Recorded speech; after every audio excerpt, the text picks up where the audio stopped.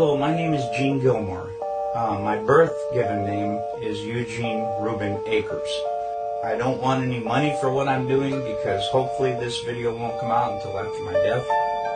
So I have nothing to gain, nothing to profit by telling you what I'm going to tell you. Okay, anyway, this is the story that my dad told me on his deathbed. Project Slam Dunk was the name of this. President Johnson in 1968, okay, in Cannon Air Force Base in 1968, he said by the time he got there, that there was already 2 large hangars that were connected. There was hundreds of dump trucks that came in and dumped sand and stone, and cement powder was powdered over the top of all that to make it look like a lunar landscape. They had men that fashioned it into a lunar landscape, he said. So anyway, he said that in front of the airplane hangars was pole framing with large canvas tents that was concealing the inside of the staging area. Inside the staging area, on flatbed trucks, was created the lunar lander that was reassembled back inside the hangars. All of the walls were painted flat black, and the ceilings as well. He was sworn to secrecy by the NSA, and they would put him in prison for breaking that oath. When Dad saw the moon landing on TV, he cried. He said he knew that what he had witnessed on TV was exactly what they recorded in that hangar.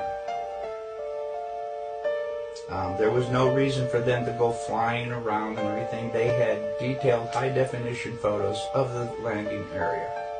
Anyway, Dad was one of 3 guards that guarded the inside of the front entrance. There was a list of 15 people who could enter. No one else was allowed by order of President Johnson. And here is that list.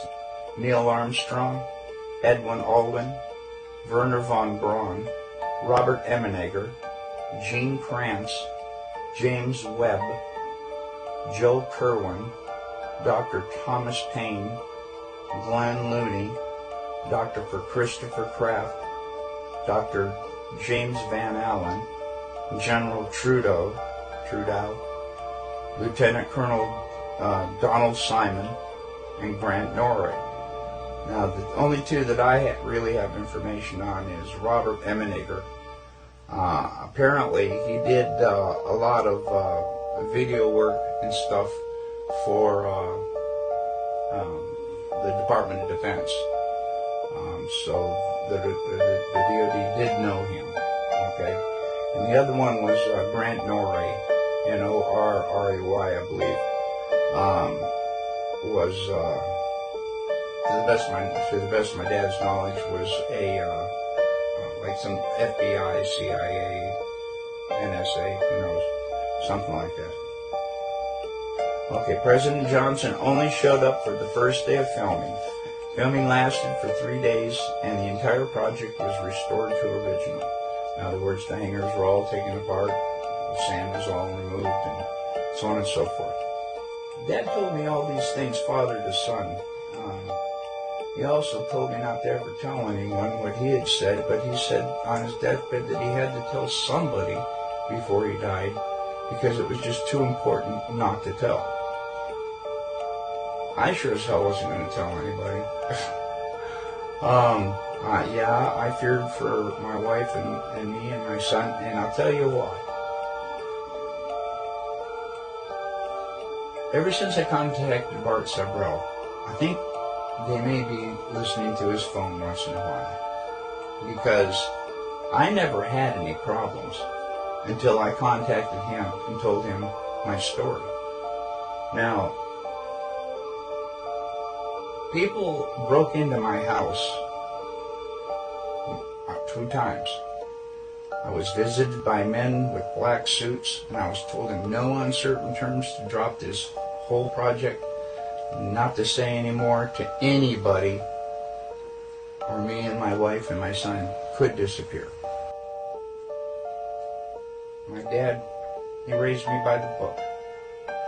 I know he didn't lie to me. And as I started seeing more and more of what he was telling me was true, I realized my dad wasn't lying. I lifted the lid off my dad's case, and you can see that his name was Cyrus Eugene Akers. He was born on July 17th, 1933. He died on September 28, 2002. Here's his badge, and I wanted to see if I could get as close as possible so that you can read the numbers on the bottom, which are, okay, there it is.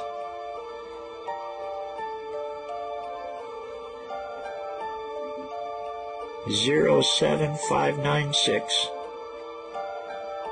07596.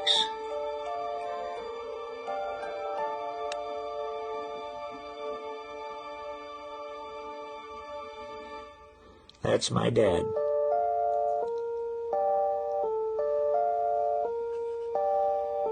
And it must have been a really early picture because he's only got 2 stripes, so that was back in the 50s, I'm sure.